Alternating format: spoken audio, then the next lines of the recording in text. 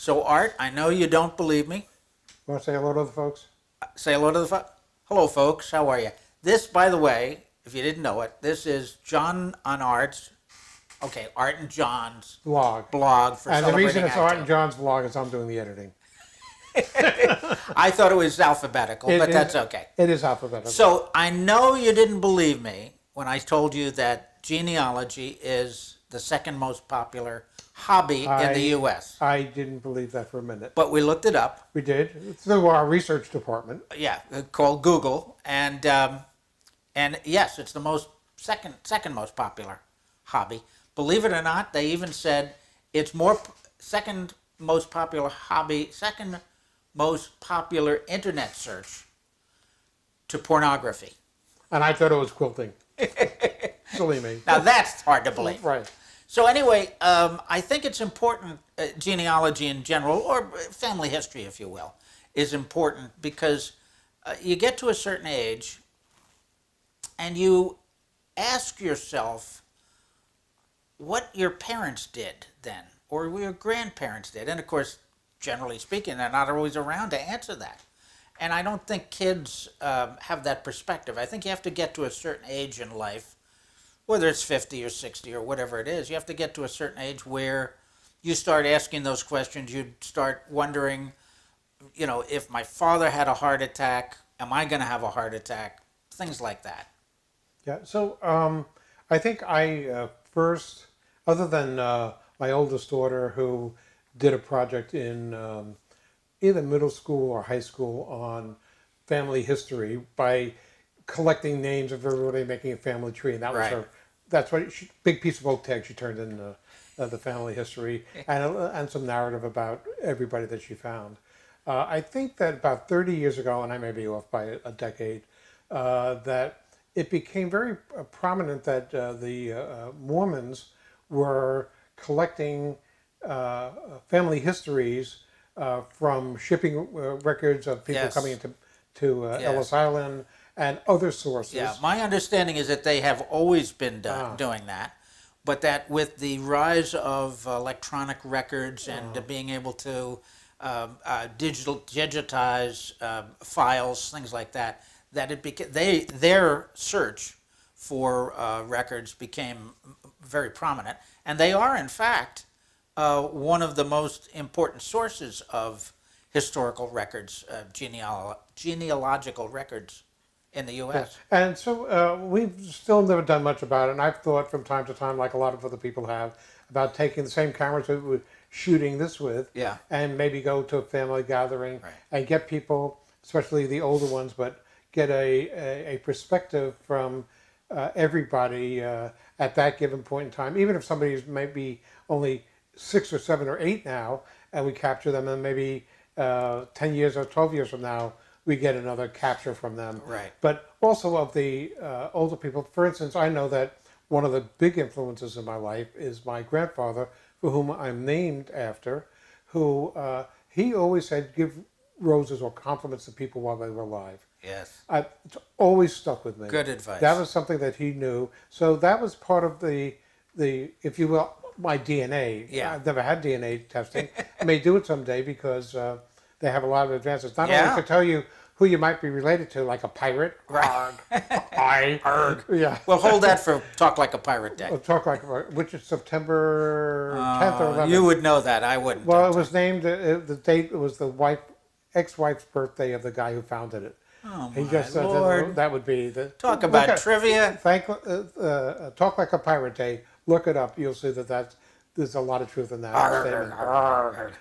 And it is around September. So 10th is or this 11th. your grandfather? Is he the artist? He was the artist. Yeah. Did fantastic stuff. He made a living on Wall Street through the Depression. Right. And Pretty he tough put, to do. in a weird way, put 4 daughters through college, which people didn't do back in those Right. days. Exactly. 4 daughters through college. 2 of the daughters were very artistic, and in fact, through their lives, which are they're both passed now, were very accomplished artists of their own. So he was really a pretty remarkable artist. But the point is that those are the kind of things that people are interested in. Right. But also, people are interested in with all the new DNA testing, not only to tell you where some of your roots are, that you maybe 4 decades ago somebody was adopted, and Sure. now you're certainly well within everybody passing genes down, Yeah. but they may have come from Mesopotamia or from right. It's tough to get a visa from Right. Mesopotamia. Right. That's all I can tell you. So, but to return to, okay, the seat, but or from the Silk Road. Yes. Maybe I suspect that one of my distant relatives was a camel, but I'll do DNA someday. But until the Mormons began to popularize it, and all the TV shows, there's one. Elisa Kudrow made a very. Who do you think you are? Yeah. Okay, what a great show. There was. Is that the one with the guy who's a genealogist? No, There's no, that's something famous called people. Roots. That's a PBS That's a thing. great show too. And That's a oftentimes you'll terrific find show. some people that have a relationship. I Yes. think Sally Carmen and not Rich Little, but a African American artist. Yeah. Actually have a common background. They're like cousins, Yeah. and they never would have known that otherwise. But it's been popularized by that, and I think my wife first started playing with it, called Genie.com, or it's one of these genealogical things, Right. and we've tracked our family tree, both on my side and my wife's side, pretty wide and pretty deep. Really good. And every so often we'll get a note saying, we found somebody who belongs in this tree. Do you want to find out about it? Wow, that's So interesting. have you done any research on your family? A pretty good amount. Actually, I have an uncle. My mother's side of the family, there were 9 kids. And the youngest child was my Uncle Bob. And before he died, he was well retired, he got interested in genealogy. And I think he might have paid somebody, but he did the research on that side of the family's history. My mother's mother's side of the family goes all the way back to the second ship that came in after the Mayflower. So, and they were able to trace it back, and he did this and became so he could join the Sons of the Revolution or whatever the club was. But now the rest of us are all eligible for that because we've got the list of who married who to married who to married who. But a lot of fascinating things came out of that, including the fact that my mother's uh, my mother's grandmother had come from Ireland and married a rich Protestant guy from New York City who owned sailing ships. And this family story had been that my grandmother, my great grandmother, my mother's grandmother, always used the phrase, well, when my ship comes in, when my ship comes in, turns out she really had a ship. And she was waiting for it to come in? Yeah, it never came in. My brother traced it down and found out what happened to it.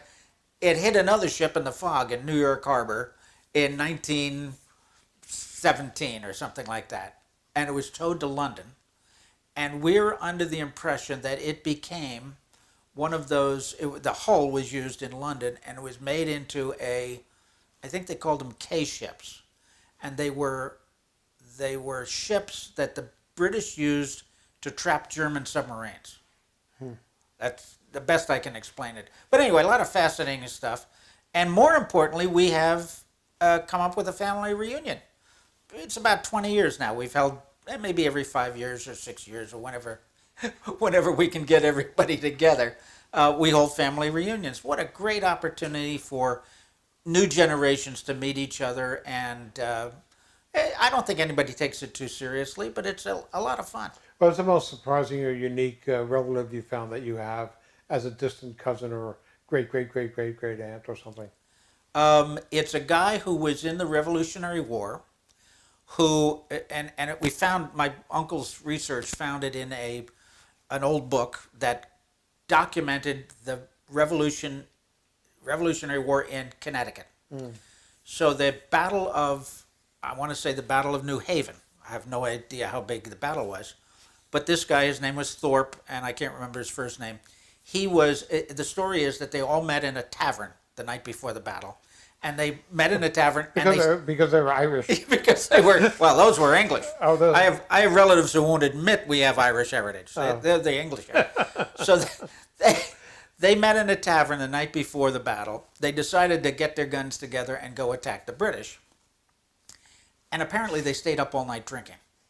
So they attacked the British, and being what the revolutionaries did at that time, they attacked the British, came down the hill shooting them while they were all lined up, marching, and then they ran away. Well, my relative was the last to run away. He got shot.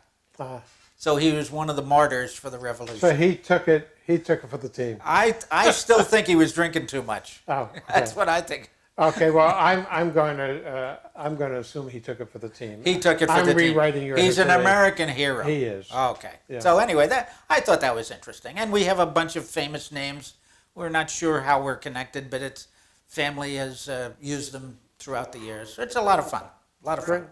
And I think it's valuable for people to know where they came from. I wish we knew more about my father's family.